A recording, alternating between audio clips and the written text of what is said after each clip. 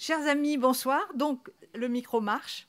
Je souhaite ouvrir la soirée avec Gabriel Cadier, qui va traiter d'un sujet d'actualité. François Guizot, l'actualité de François Guizot, c'est qu'il s'agit cette année, 2024, du 150e anniversaire de sa mort. On va dire, voilà, c'est sa manière d'être contemporain.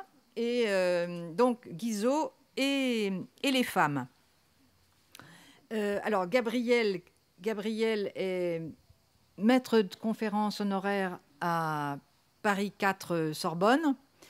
Et elle est spécialiste d'histoire économique de la période contemporaine, c'est-à-dire du 19e, 20e siècle.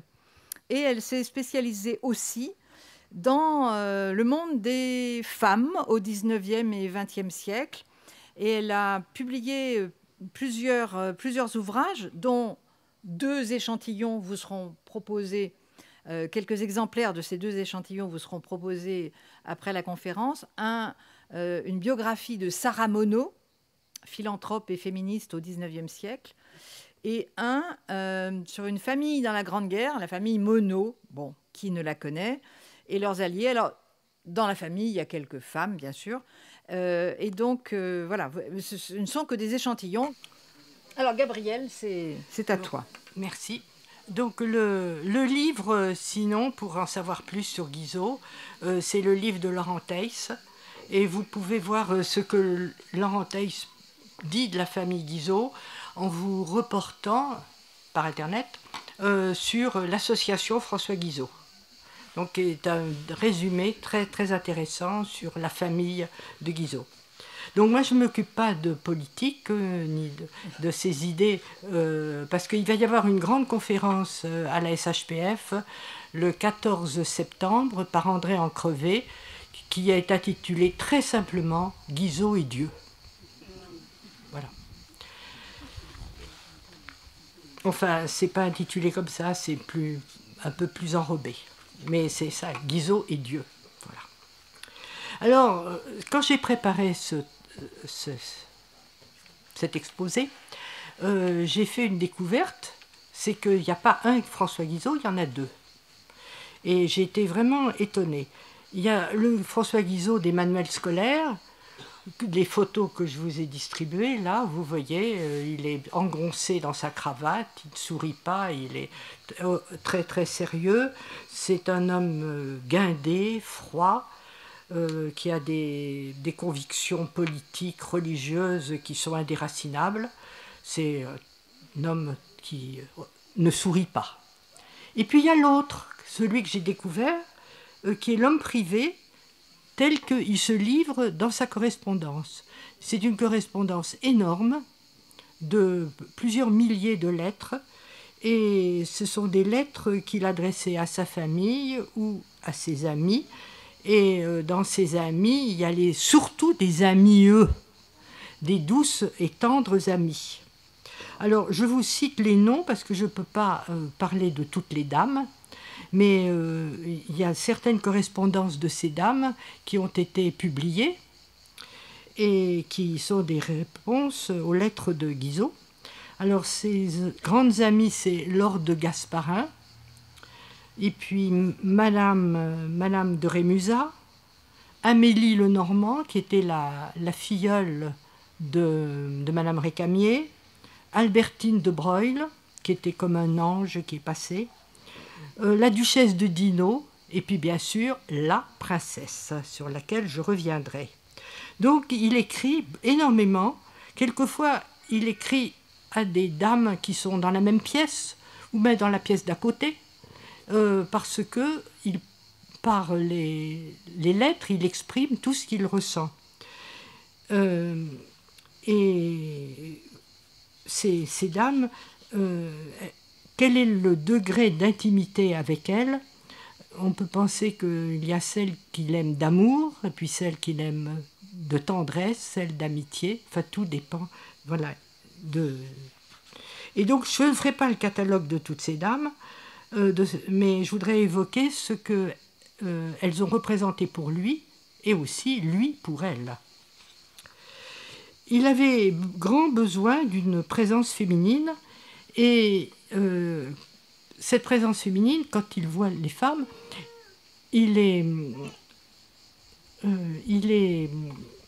d'abord sensible à leur aspect physique, il aime les belles femmes, bon, et puis aussi leur intelligence et leur vie morale.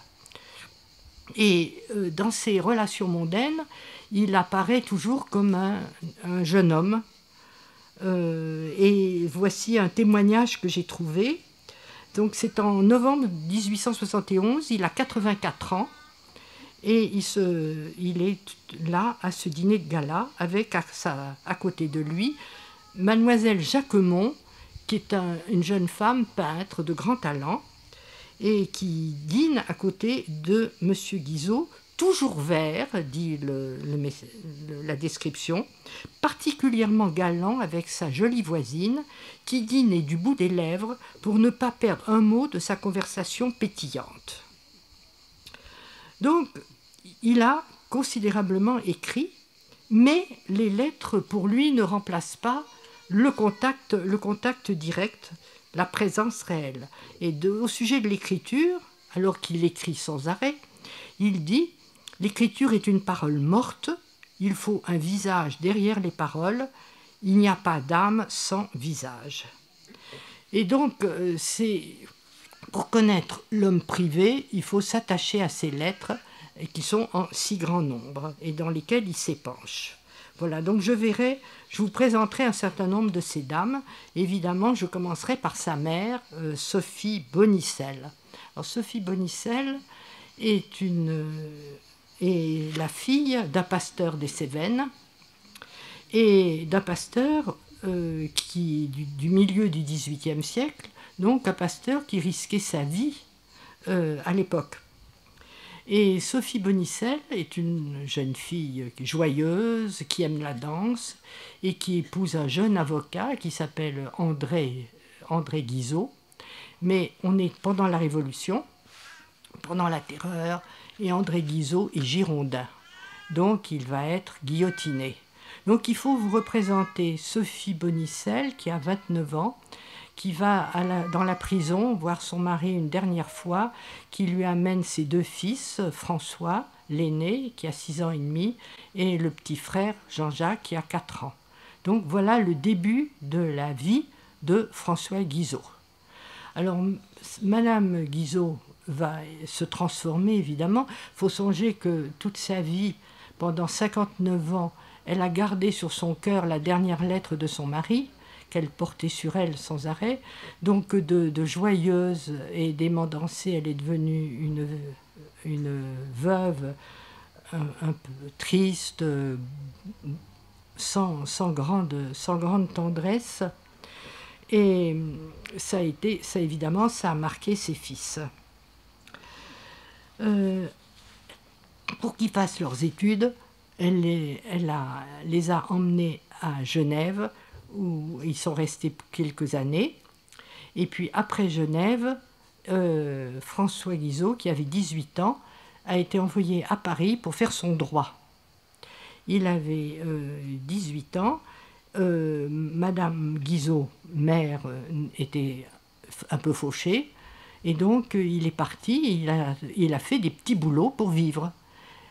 Parmi ces petits boulots, ça a été d'être le précepteur de l'ambassadeur de la République helvétique à Paris, qui s'appelait Stapfer.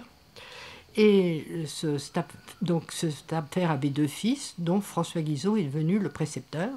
Mais en même temps, Stapfer l'a introduit dans les milieux parisiens et dans les salons parisiens.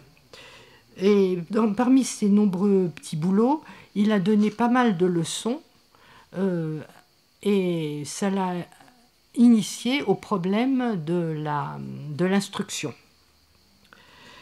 Et puis, après, il va être introduit dans les milieux journalistiques et il va se mettre à écrire des articles. Et c'est en 1807 qu'il fait la connaissance d'une jeune femme qui s'appelle Pauline de Melan, qui a 14 ans de plus que lui, et qu'il va épouser en 1812.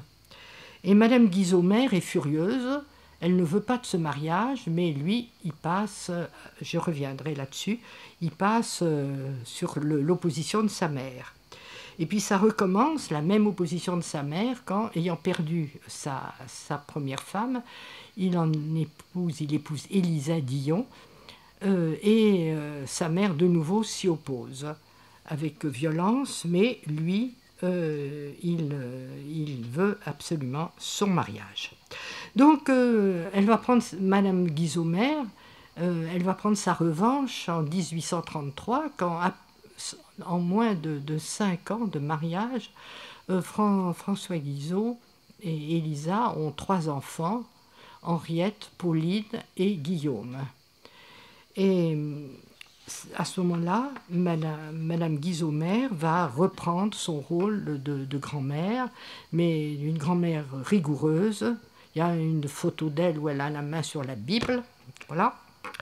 Et la petite fille, l'aînée, Henriette, écrivait l'invrable dévouement de Madame Guizot ne s'abaissait pas souvent jusqu'aux caresses, et la faiblesse n'y tenait guère de place. Et à son fils, François, qui était quand même, qui était ministre plusieurs fois, dont ministre des Affaires étrangères, qui était un peu comme le Premier ministre, donc elle disait « Les malheurs de ta mère ne peuvent être allégés que par les vertus du fils. » Donc il savait à quoi s'en tenir.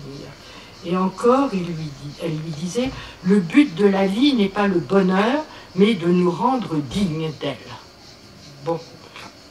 Et lui, François Guizot, il était très respectueux envers sa mère, mais au sujet du bonheur, lui, il n'avait pas les mêmes idées. Et il disait « On a toujours raison d'être heureux. » Alors, pour mieux approcher Madame Guizot, je vais vous lire quelques textes, parce que je trouve que ces textes rendent bien la forte personnalité de cette femme. Et je vais commencer par un texte que je trouve assez extraordinaire. Cela se passe en 1839.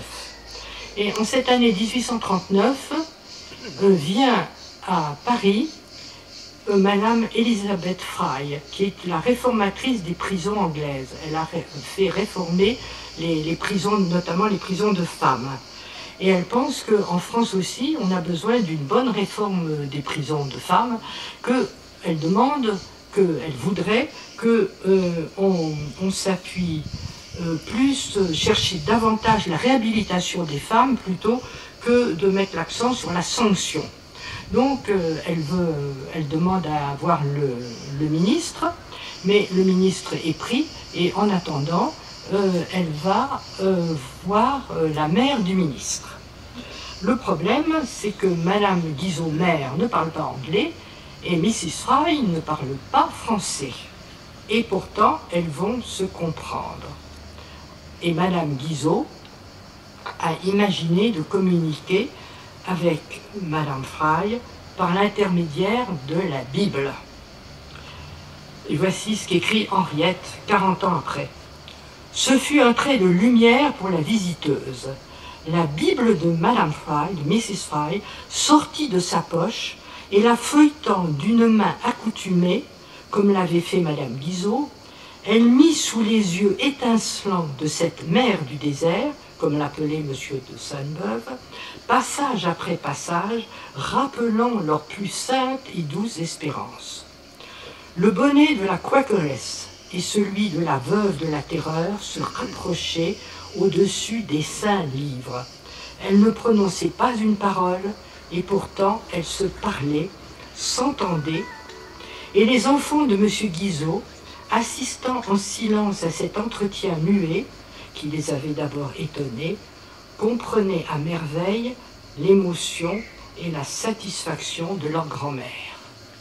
Ça, et communiquer avec les versets bibliques, c'est quand même original. Et aussi, voici 2 autres textes sur Madame Guizot-Mère.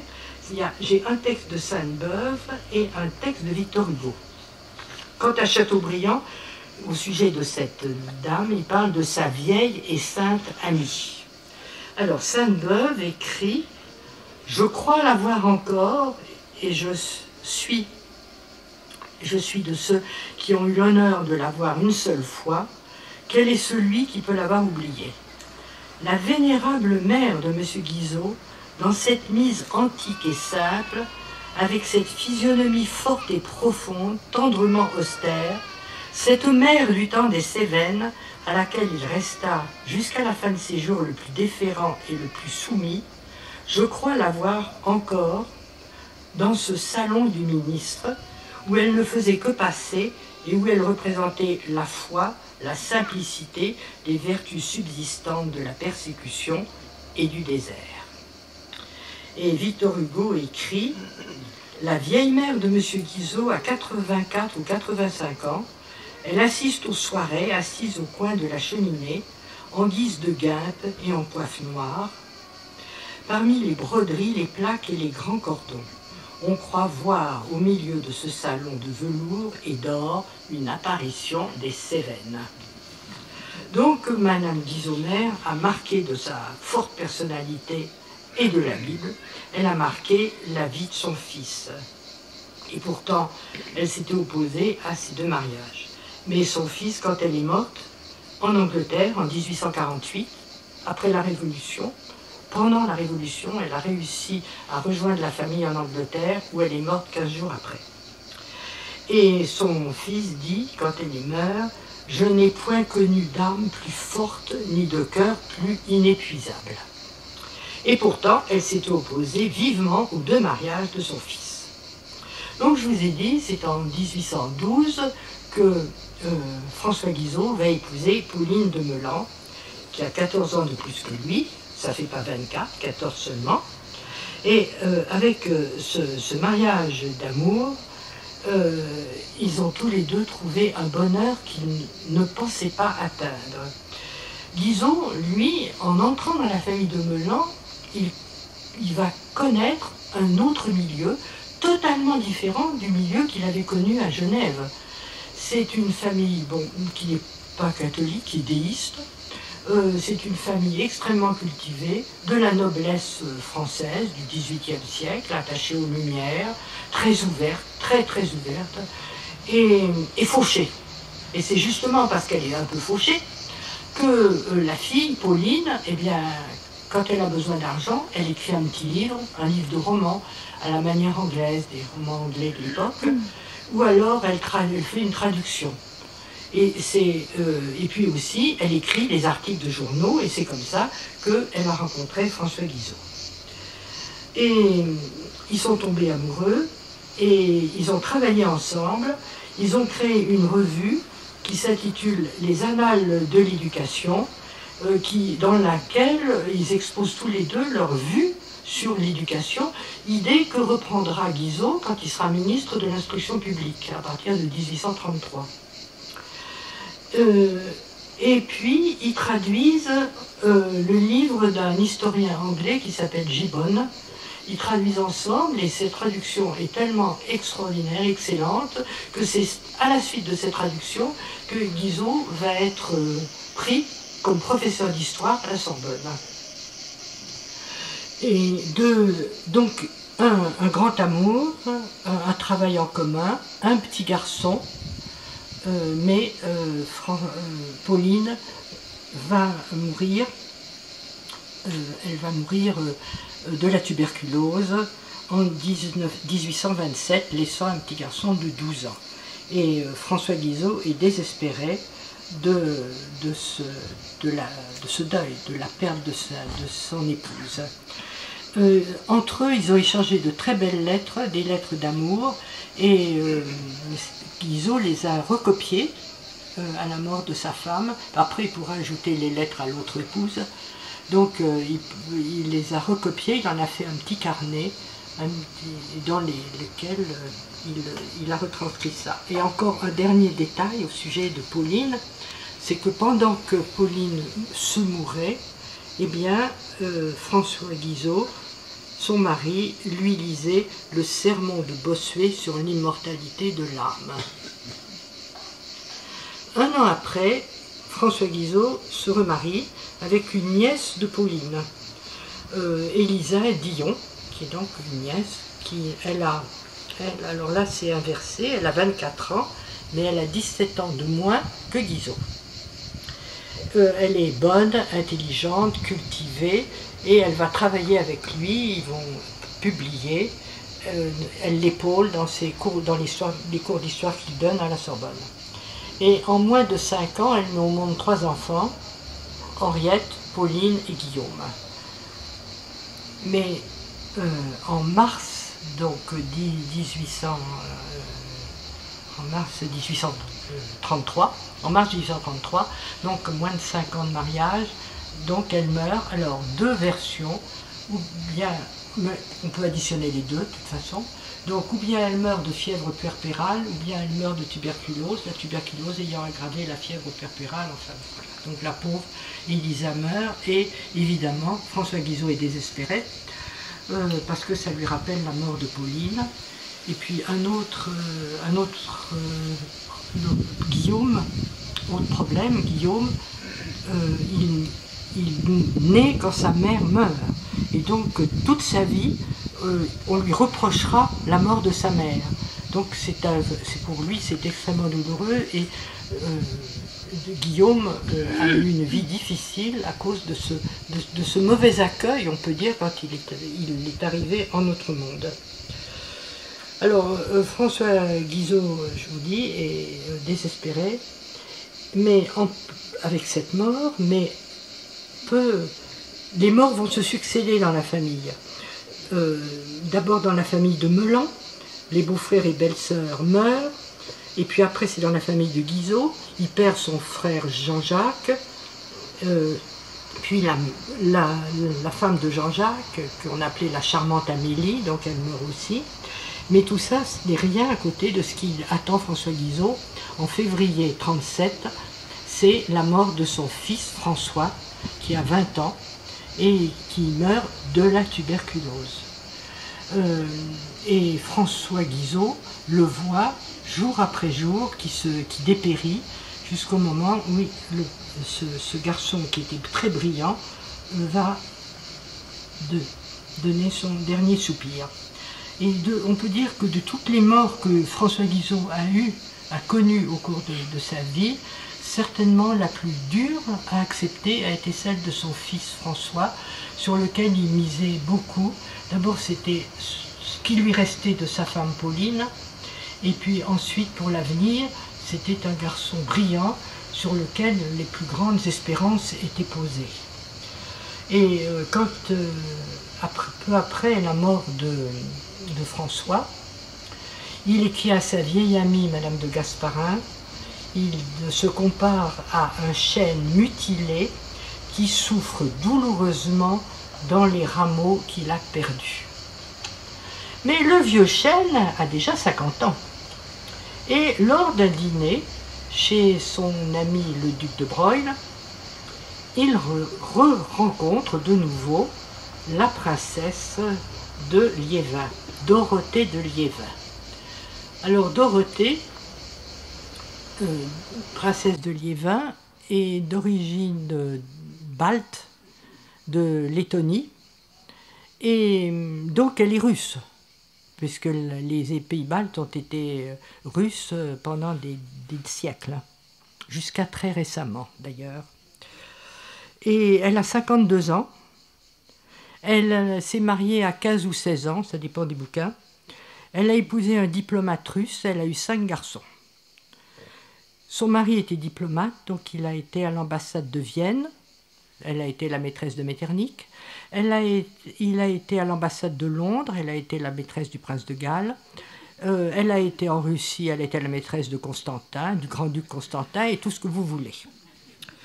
Bon, donc sur toutes ces escapades de la dite princesse, j'ai trouvé cette conclusion que j'apprécie. Alors, je l'attribue à Laurent Theiss, parce que j'ai remarqué dans ce bouquin, la vie de Guizot, que Laurent Theiss n'aime pas du tout la princesse, mais vraiment pas. Et alors voici ce qu'il écrit, vous jugerez. Payant de son corps, elle croyait avoir une tête politique. payant de son corps, elle se croyait une tête politique.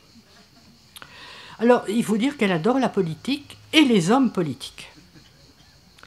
Et en 1834, son mari est rappelé à Saint-Pétersbourg, mais elle ne va pas aller s'enterrer à Saint-Pétersbourg, et elle vient à Paris où elle ouvre un salon cosmopolite qui reçoit des diplomates de toute l'Europe. Et elle parle 4 langues, et grâce aux ambassades de son mari, elle connaît beaucoup de monde. On peut dire qu'elle connaît tous les hommes politiques européens. En 1835, elle perd 2 de ses fils d'une scarlatine, et c'est ce chagrin qui la rapproche de François Guizot, qui vient de perdre, lui, son fils François. Alors, je peux dire que les premiers pas c'est elle qui les a faits.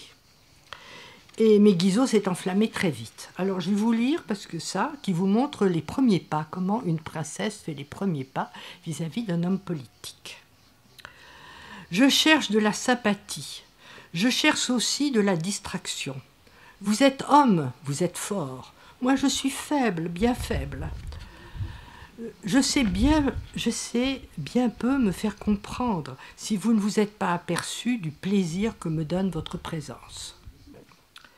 Alors, il s'en est aperçu, et le sentiment va cheminer, et peu de temps après, il lui a dit ce qu'elle attendait, ou n'attendait plus, c'est-à-dire la phrase qui pour lui était le sésame absolu, « Vous n'êtes plus seul, puisque nous sommes 2 ». Alors, entre eux, ça va être le grand amour. Il y a une correspondance entre eux qui a été en partie publiée. Ils se sont échangés 5000 lettres en 20 ans. Et ils s'écrivent sans arrêt, même s'ils sont dans la même pièce. Et cette correspondance nous montre de véritables lettres d'amour. Alors, puisque c'est dans le domaine public que je vous en lis quelques passages. Je vous aime, je vous aime, je vous attends.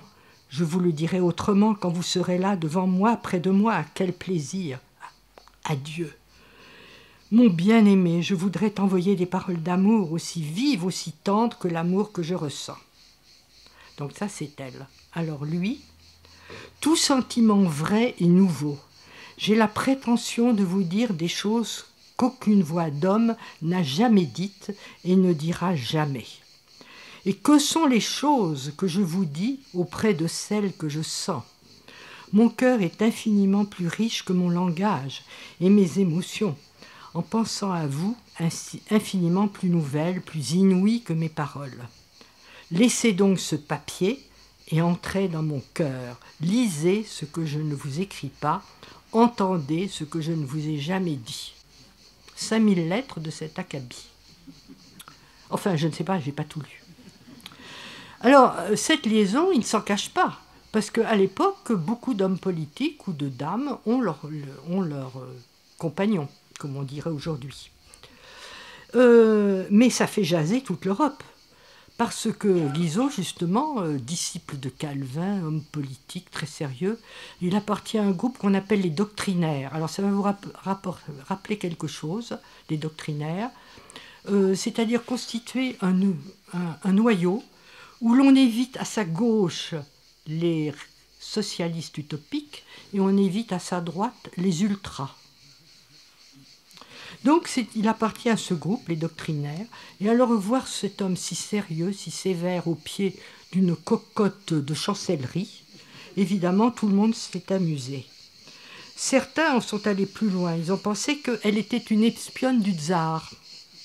Non, et donc ce qu'elle faisait, pensait-on, c'est d'essayer le renversement des alliances, c'est-à-dire que lui qui proposait l'alliance britannique, qui avait même noué ce qu'on a appelé la première entente entre la France et l'Angleterre, eh bien, elle travaillait à rompre pour nouer des alliances avec le tsar. Mais non.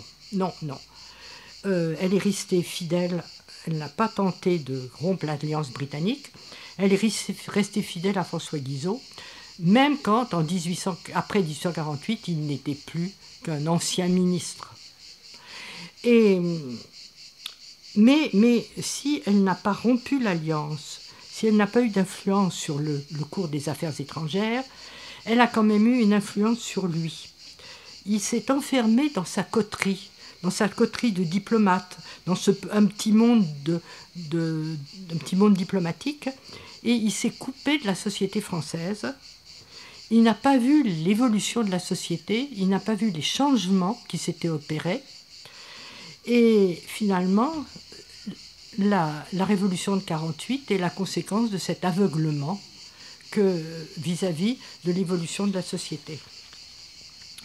Et quand elle est morte, en 1857, Guizot, qui l'avait vraiment beaucoup aimée, a conclu cet épisode de sa vie en disant « Ses qualités étaient à elle et venaient de sa nature, ses défauts lui venaient de son éducation et de son monde. » Alors on a pensé à l'époque que peut-être, puisqu'ils étaient tous les deux veufs, ils pourraient se marier. Mais pour la princesse, c'était inenvisageable. Parce qu'à l'époque, dans des réceptions, il y a un aboyeur, comme on disait, qui annonce les gens. Donc, quand vous ne pouvez pas passer de Madame la princesse de Liévin à Madame Guizot, ça ne marche pas. Donc, elle rappelle en 1837, en septembre, alors que c'est depuis le mois de juin qu'ils sont dans une relation passionnelle et passionnée. Donc, à l'automne, là, en septembre 1937, elle rappelle quand même à Guizot qui elle est. Dans mon pays, monsieur, je suis une très grande dame. La première dame par mon rang, par ma place au palais, c'est du tsar, et encore parce que je suis la seule dame de l'Empire qui soit comptée en vivant dans la familiarité de l'empereur et de l'impératrice. J'appartiens à leur famille. Voilà ma position sociale à Saint-Pétersbourg. Et voilà pourquoi la colère de l'empereur, le tsar, la colère de l'empereur est si grande de voir ce pays de révolution, la France, honoré de ma présence. Donc que Guizot se rende compte qui elle est. Et c'est pour ça qu'elle n'a pas été Madame Guizot.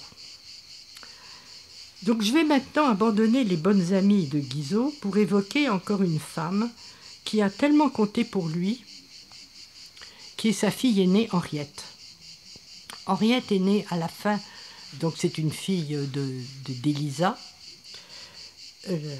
et elle est née à la fin de 1829, et elle perd sa mère Élisa quand elle n'a pas encore 4 ans. Et dès ce moment-là, elle s'est sentie responsable de sa petite sœur Pauline, qu'elle a adorée, et de son petit frère Guillaume.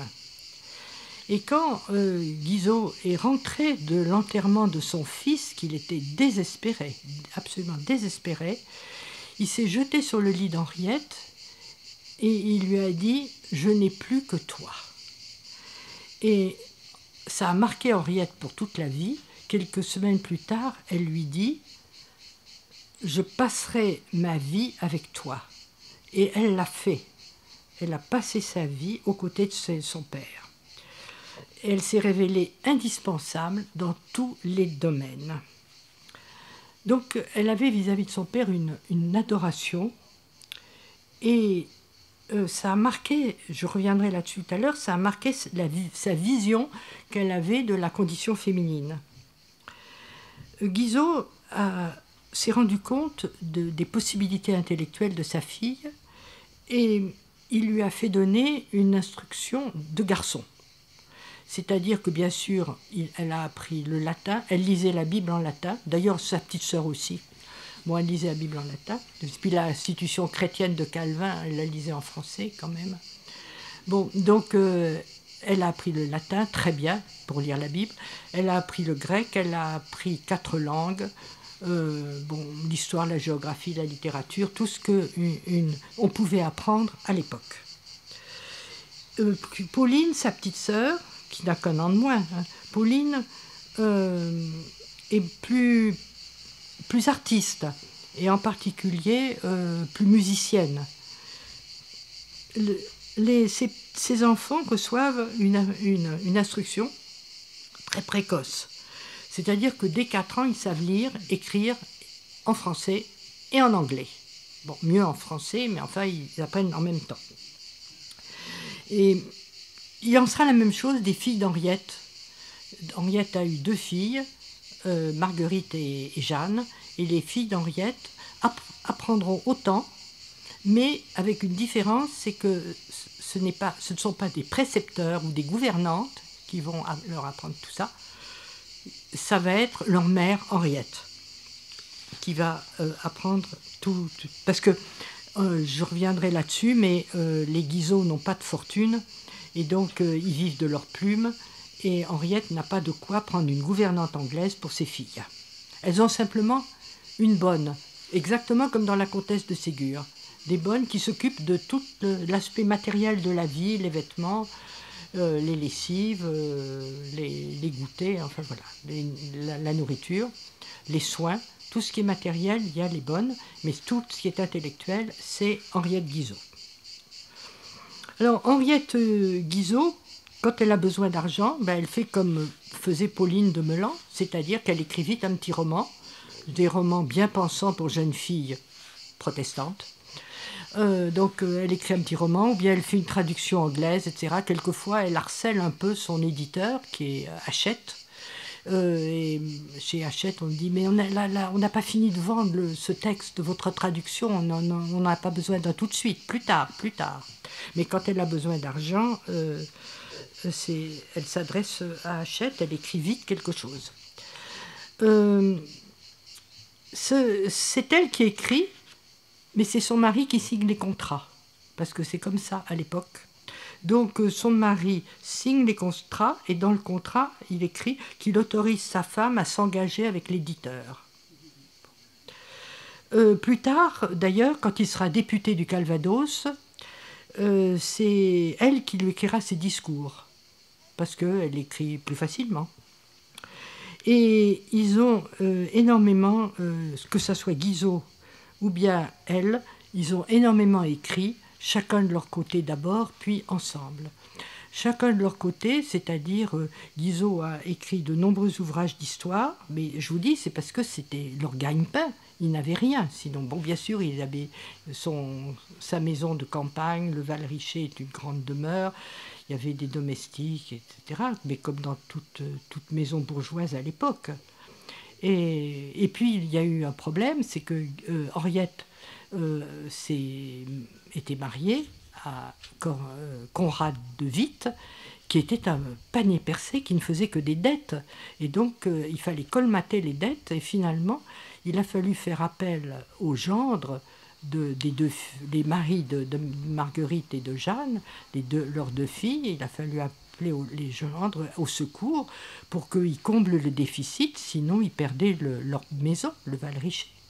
Bon, donc je reviendrai là-dessus, mais Guizot a écrit de nombreux livres d'histoire, dont un qui a eu un grand succès, qui était l'histoire de la Révolution anglaise en 8 volumes, et puis une histoire de l'Angleterre, et à la fin de sa vie, il a entrepris une histoire de France racontée à mes petits-enfants, 8 volumes aussi, ça paraît en fascicule toutes les semaines, ou tous les mois, je ne sais plus. Mais c'est à la fin de sa vie, sa santé décline, alors Henriette va l'aider à écrire, c'est-à-dire c'est elle qui écrit, puis lui il relit, donne son avis, etc. Puis à la fin, elle écrit toute seule. Mais quand ils ont travaillé à 2, voilà ce qu'il lui avait dit, qui est un bel hommage: il faut être une âme à 2 corps pour travailler comme nous le faisons. Et ce travail avec son père a été un moment de sa vie, parce qu'ensuite elle a écrit toute seule.